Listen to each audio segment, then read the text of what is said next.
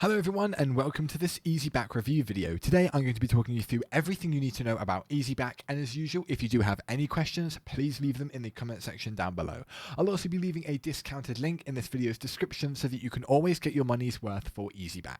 So Easyback essentially allows you to increase the reputation of your company and the overall view, the outlook that customers have by responding really nicely and listening to their views on your company. So for example, if one customer had a negative experience, instead of casting that aside, this website really helps you listen to their thoughts and their feelings and knuckle down and make that improvement so that other customers don't get that and that they know that something's been changed, their feedback's been listened to, and obviously so on and so forth. So here we have it. As you can see, we can create our first workspace. Now we're going to call this simply Opulent, and the URL will simply be opulent.easyback.io. We can then select a template, whether we want it to be just general feedback or whether we want it to be, for example, an application that we're making or a game that we're making. And the difference being here that on a general feedback, you just have a news and feedback board. However, on apps and gaming, you can, for example, give somebody an idea of when a bug has been fixed or updates and a roadmap for what's going to happen with the game or application in the future. So we'll go ahead and select this one because it's something that I think most of us will understand a little bit more, and it also applies to more companies that are obviously using something, for example, an app. So our new workspace will be deployed to this URL here, and this is going to take between 30 and 60 seconds. So that was actually much quicker than I thought it would be. And when we're in, we can create a new publication, we can view our roadmap, suggestions, and bug reports.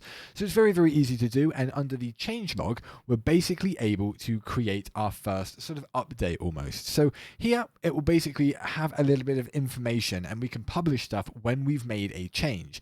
As you can see, we do not have any at the moment. You can filter them, but these will be published when you actually do something. So we'll go to the roadmap to begin with, and we will need to sign in order to make this happen. So I've gone ahead and signed in, and when we're in, we can then go ahead and hit this create button. Now this will immediately basically allow us to create a new release. So this will be the certain changelog thing. So as you can see, we'll put in the name, we'll put change 1, we'll put the date, we'll put the 13th of the 9th of the 2023. Actually, we'll put 09, there we go. And when we're done, that will basically all be good. Now you can then select your state, whether it's in progress, whether it's published, or whether it's a planned upgrade. And for example, we'll do planned. You can put the description, so a planned upgrade for 13th September, and then the assigned items. This is if you do need to assign anything. You can obviously assign people to it. I've accidentally gotten rid of that, and then you can go to attachments as well. I'll quickly just go ahead and do this again since I got rid of it, and we'll put a state, we'll do that, and we'll put the description as 1, 2, 3. Obviously assigned items is no, and then attachments you can add if you want, and then you can hit create, and there we go. The changelog has now been published. It says it's a stable build. This is on the stable and not like a different build. As you can see, you can filter between stable, beta, or snapshot builds of your software, and you can also have a little look at this and create even more. Then under releases, you're able to have a little look at these as well. So you have 1, 2, 3, and you have the fact that it's in progress, and also my new project. So you can hit new release on here as well and go ahead and add any new releases that you've got, and this is also similar to what we just had in the changelog, and anything that you add there will also be added to the releases, as that is a new build that you're upgrading for your game or your software. It's a new update, it's a new version, something that people will be able to download and obviously specify whether it's stable or whether it isn't. Roadmap is also quite interesting. Now you can either view the release roadmap or the Kanban. Now this basically is where you can have a little look at what things are to come in your software. The backlog is things that need to be done but aren't really being focused on at the moment. They will come eventually, but just not yet.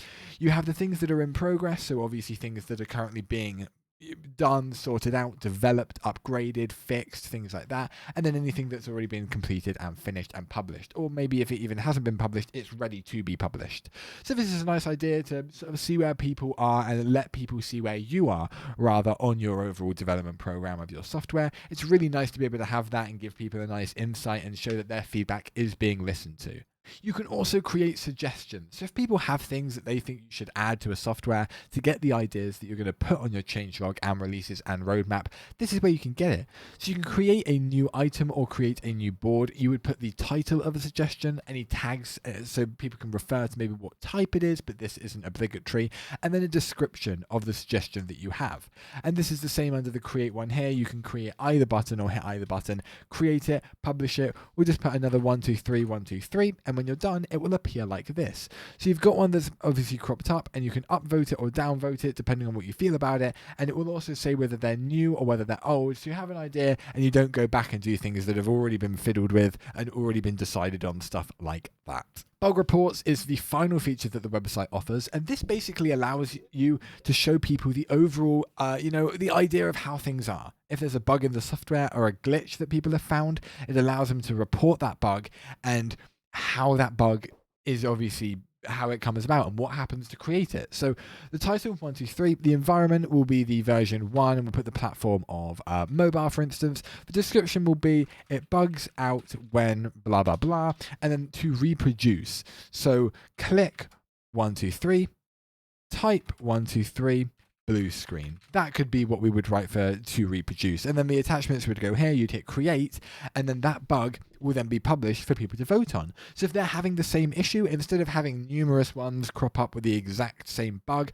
obviously it's hard to combat every single one of these, but it would minimize how many obviously appear, so people are able to upvote them if that is something that is an issue that they are having, and you'd be able to fix that very, very easily. But that is more or less it for Easyback. So would I recommend it, and why might people want to use this? And we'll start with the second question. So people might want to use something like Easyback because it gives them a really easy front row seat into hearing what the audience wants and what their issues are, and obviously what their feedback is. If there's positive feedback, that's also allowed, but it is more tailor-made towards bug fixes and things like that, but it gives you a really nice incentive to actually work on that stuff. You have a real person out there who has tried your software and they've told you that this is an issue and you want to fix that. It's excellent, and it gives you that opportunity to do that.